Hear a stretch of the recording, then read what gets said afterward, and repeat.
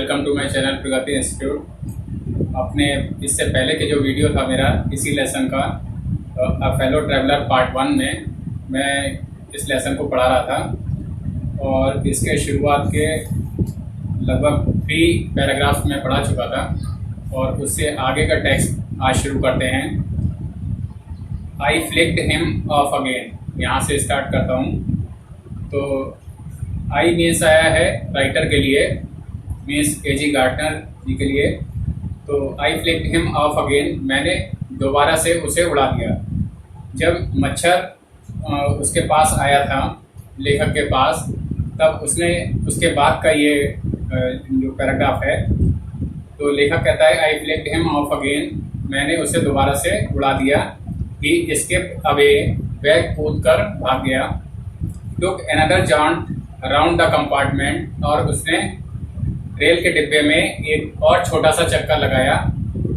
Return, लौटा, and seated himself impudently on the back of my hand. Impudently कहते हैं धृष्टता पूर्वक, दृढ़ता पूर्वक वह मेरे हाथ के बैक पर या हाथ के पीछे की तरफ वो बैठ गया। इट इज़ इनफ, अब बहुत हो चुका है। आई सेड, मैंने कहा। Magnanimity has its limits, magnanimity means दया की अपनी सीमाएं होती हैं।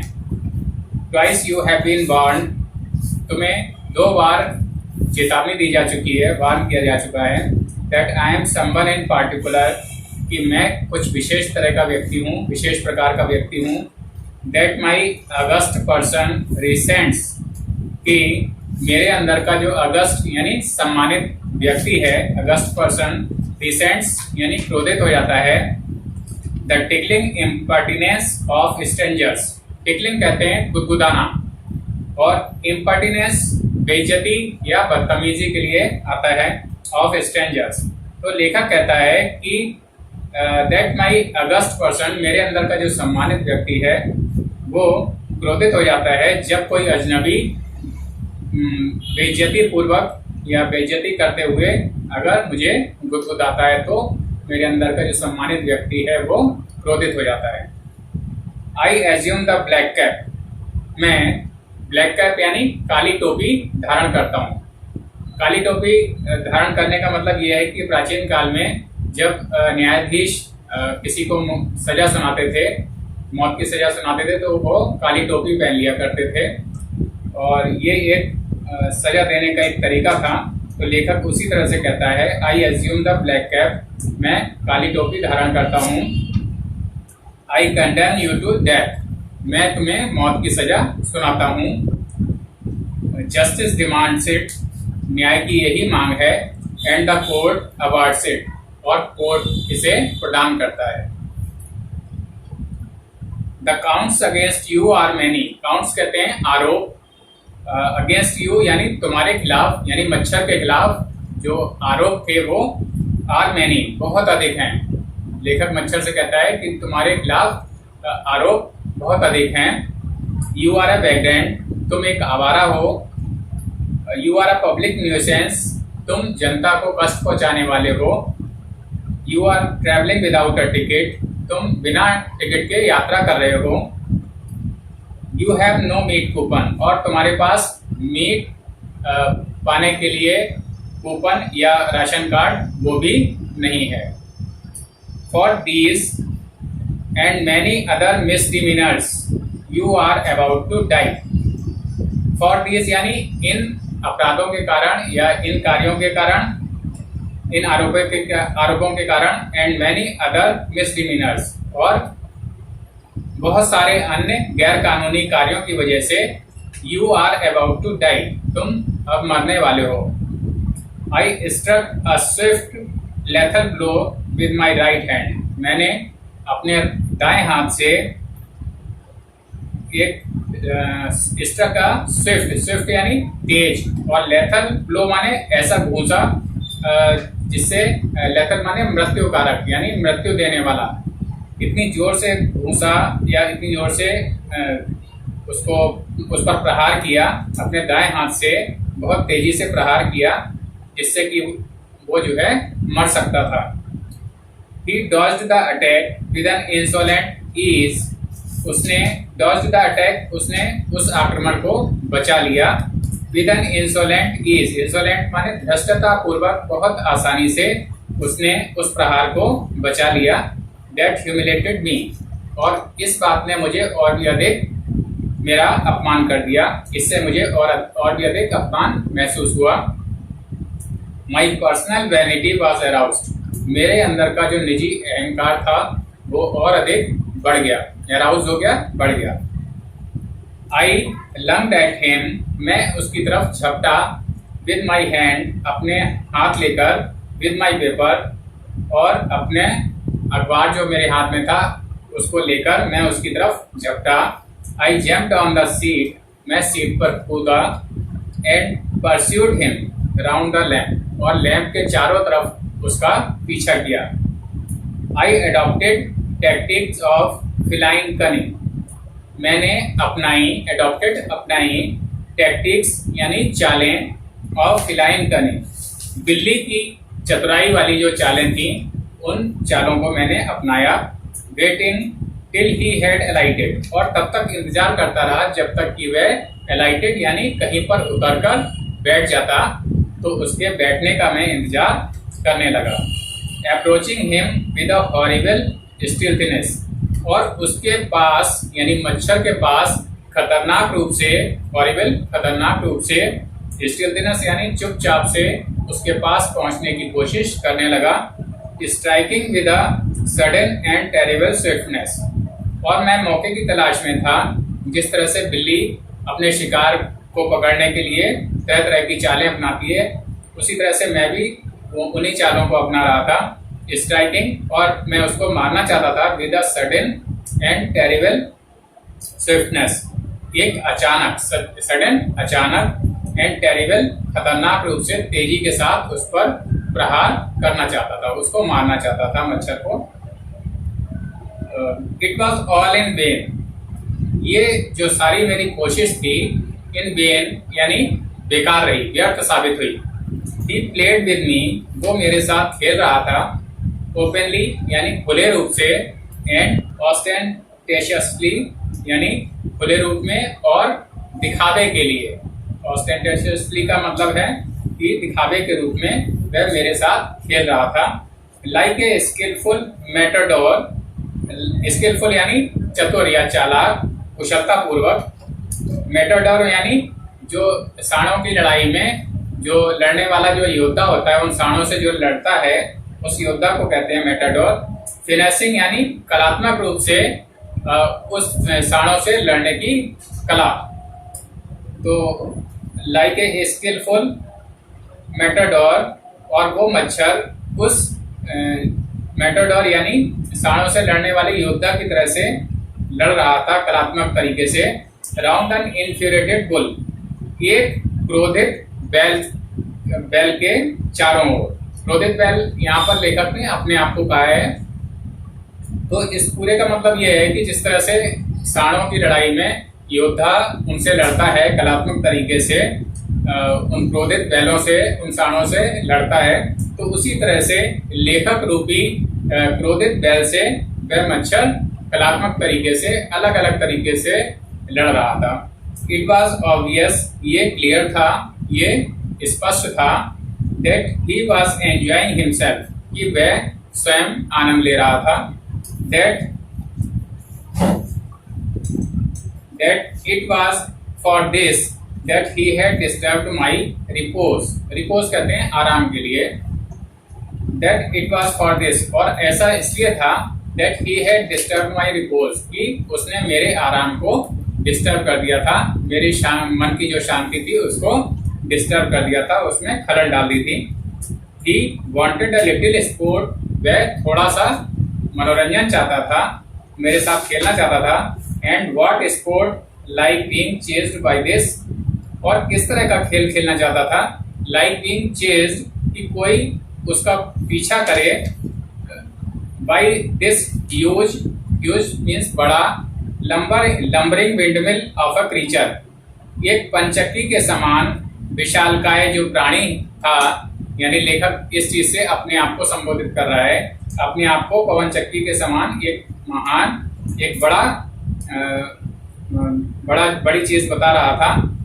और इस तरह की जो पवन चक्की या लेखक के द्वारा उसका पीछा किया जाना, मच्छर का पीछा किया जाना, इस खेल से ज्यादा अच्छा आकर्षक उसको मच्छर को कोई और खेल नहीं लगता था।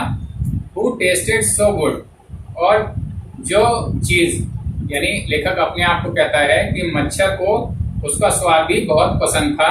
Who tasted so good and seemed so helpless, और जो कि बहुत अधिक असहाय, and so stupid, और बहुत अधिक मूर्ख उसको प्रतीत हो रहा था। मच्छर उसको बहुत अधिक असहाय और मूर्ख महसूस कर रहा था।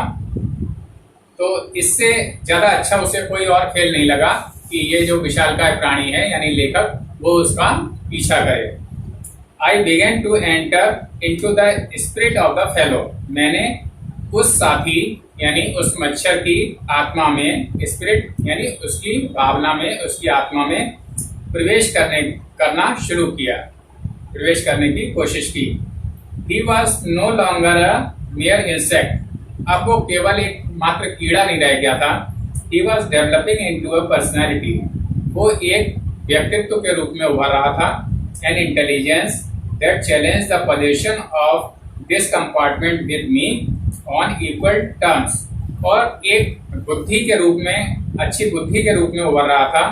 That challenge, जो कि मुझे चैलेंज कर रहा था, the position of this compartment, इस कंपार्टमेंट में, इस रेल के डिब्बे में अपने अधिकार को मेरे साथ बराबर शर्तों पर, बराबर रूप में वो इस अधिकार पर दावा कर रहा था।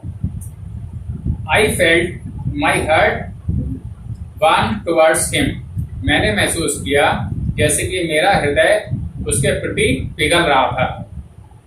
And the sense of superiority fading, और जो मेरे अंदर श्रेष्ठता का भाव था वो फेड हो रहा था, यानी धुंधला हो रहा था। वो श्रेष्ठता का भाव अब कम हो रहा था। How could I feel superior to a creature, मैं ऐसे प्राणी से अपने आप को कैसे श्रेष्ठ समझ सकता हूँ, कैसे उससे अपने आप को बड़ा समझ सकता हूँ। Who was so manifestly my master in the only competition, जो कि उस एकमात्र प्रतियोगिता में बहुत ही स्पष्ट रूप से मेरा मालिक साबित हो रहा था, मेरे स्वामी की तरह से साबित हो रहा था। In which we had ever engaged, जिस कंपटीशन में हम लोग अब एंगेज हो चुके थे या उसमें लग चुके थे। Why not be magnanimous again, magnanimous माने फिर से क्यों ना दयापूर्ण होना अपना लिया जाए, या मैं फिर से क्यों ना दया वाली भावना को अपना लूं। Magnanimity and mercy were the noblest attributes of man, mercy यानी दया और मैग्नानिमिटी दयालुता were the noblest attributes of man, मनुष्य के यही सबसे उचित गुण हैं। दया और दयालुता ये मनुष्य के सबसे अच्छे गुण हैं, सबसे उचित गुण हैं। In the exercise of these high qualities, इन उच्च गुणों के अभ्यास से I could recover my prestige, मैं अपनी ख्याति को, अपनी प्रसिद्धि को या अपने सम्मान को दोबारा से पा सकता था। एट प्रेजेंट, इस समय वर्तमान में, I was a ridiculous figure, ridiculous कहते हैं हास्यास्पद, यानी जिस पर हंसा जाए। मैं इस तरह की एक आकृति या इस तरह का एक प्राणी बना हुआ था, हास्यास्पद व्यक्ति बना हुआ था इस समय में। और थिंग फॉर लाफ्टर एंड डेरिसन, डेरिसन कहते हैं मजाक के लिए, और मैं एक लाफ्टर यानी हंसी और डेरिसन यानी मजाक का बिंदु बना हुआ था, मैं हंसी और मजाक का पात्र बना हुआ था इस समय। बाय बीइंग मर्सीफुल, दयापूर्ण होकर यानी उस पर दया दिखाकर मच्छर पर, I could reassert the moral dignity of man, मैं मनुष्य के नैतिक सम्मान को दोबारा से प्राप्त कर सकता था, अपने मनुष्य होने के नैतिक सम्मान को दोबारा से प्राप्त कर सकता था। And go back to my corner with honour, और सम्मान पूर्वक अपने कोने में जाकर बैठ सकता था। आई withdraw the sentence of death, मैं मृत्यु की सजा को वापस लेता हूँ, विड्रॉ करता हूँ। आई सेड, मैंने कहा, रिटर्निंग टू माई सीट, अपनी सीट पर वापस आते हुए। I can not kill you, मैं तुम्हें नहीं मार सकता हूँ। But I can reprieve you, लेकिन मैं तुम्हारे मृत्युदंड को स्थगित कर सकता हूँ, उसको कुछ समय के लिए उसको टाल सकता हूँ। आई डू इट, और मैं ऐसा ही करता हूँ, यानी कि मृत्युदंड को अभी स्थगित करता हूँ। तो स्टूडेंट्स, ये 2 पैराग्राफ थे जो कि मैंने आपको पढ़ा दिए। अब इसके डिफिकल्ट वर्ड्स की बारी है, तो सुनिए।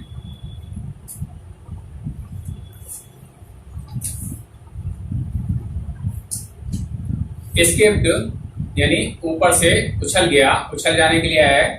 जॉन्ट कहते हैं छोटी सी यात्रा या छोटा सा चक्कर लगाना। इम्पुडेंटली, धृष्टता पूर्वक। इट इज इनफ यानी बहुत हो चुका। मैग्नेनिमिटी, उदारता या दयालुता। वार्न्ड यानी चेतावनी दी। पर्टिकुलर, विशेष तरह का।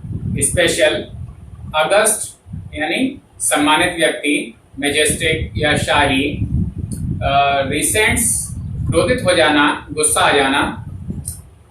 टिकलिंग, गुदगुदाने वाली। और इम्पर्टिनेंस, बेइज्जती करना, बदतमीजी दिखाना। और स्ट्रेंजर्स यानी अनजाने लोग, अजनबी लोग।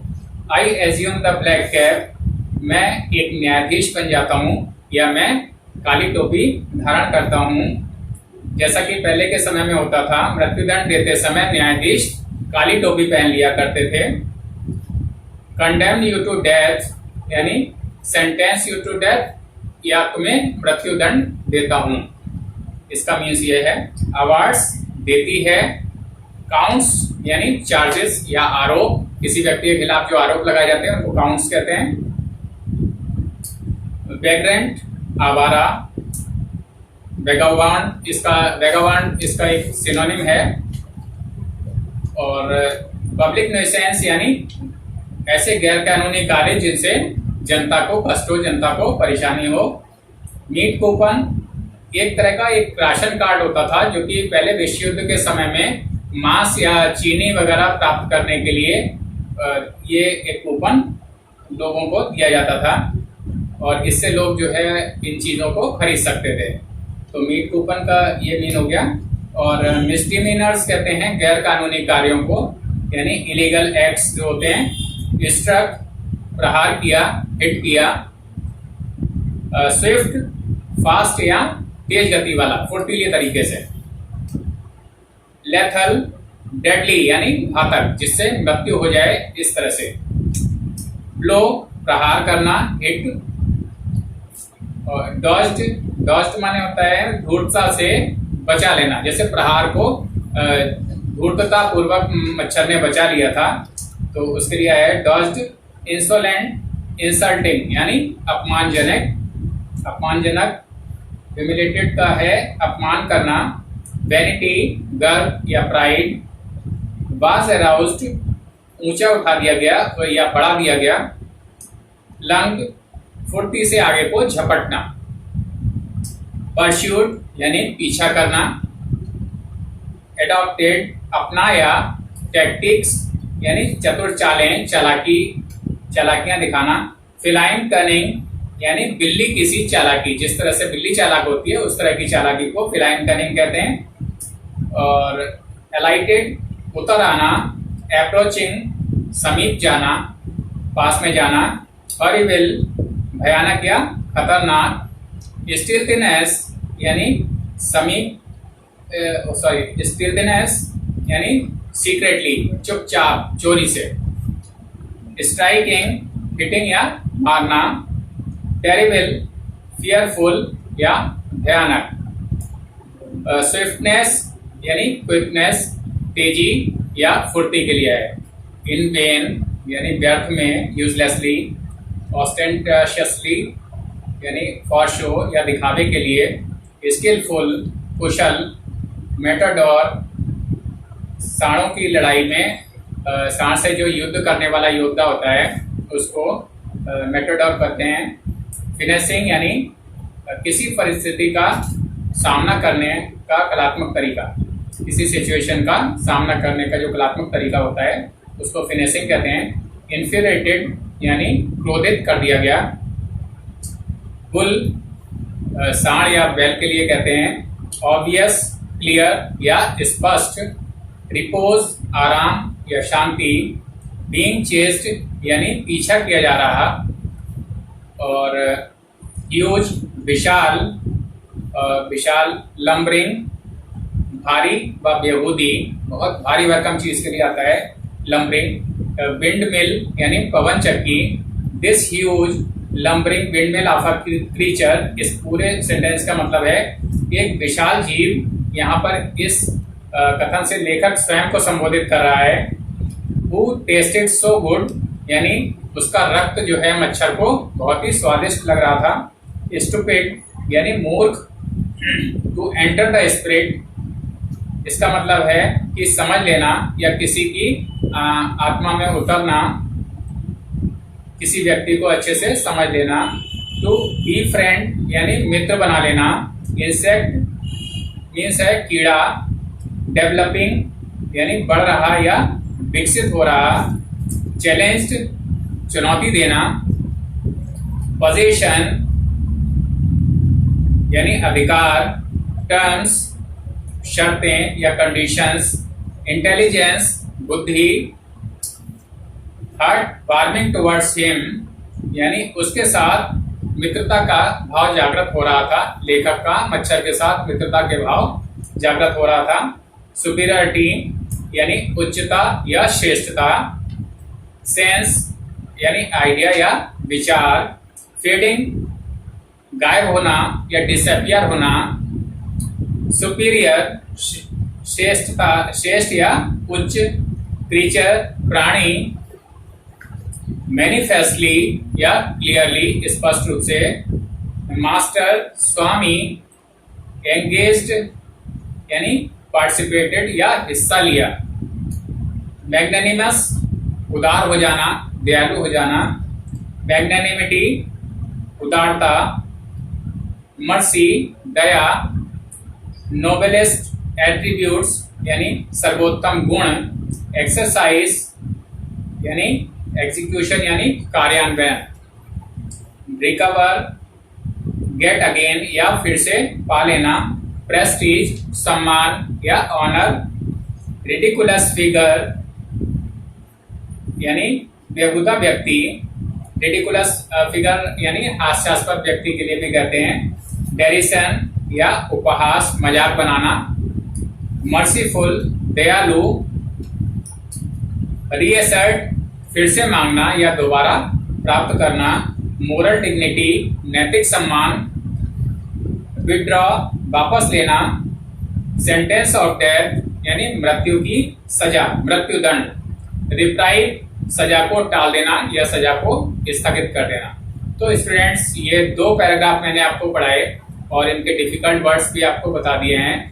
और अब आपको ये करना है कि इन वीडियोस को यानी इसका जो फेलो ट्रैवलर का फर्स्ट पार्ट है उसको पहले देखिएगा शुरू से आखिर तक, और फिर इस वीडियो को भी आप लोग देखें, बार बार चलाकर देख लें, जिससे आपको ये लेसन का टेक्स्ट जो है अच्छे से समझ में आ जाए। और अभी तक अगर आप लोगों ने मेरा चैनल सब्सक्राइब नहीं किया है तो चैनल को सब्सक्राइब कर लें और इन वीडियोस को लाइक और शेयर करें। अपने जो फ्रेंड्स हैं या क्लासमेट्स हैं उनके साथ इसको शेयर करें, जिससे उनको भी इसका कुछ लाभ प्राप्त हो सके। तो अपने इस वीडियो को मैं यहीं पर एंड करता हूँ। Thank you.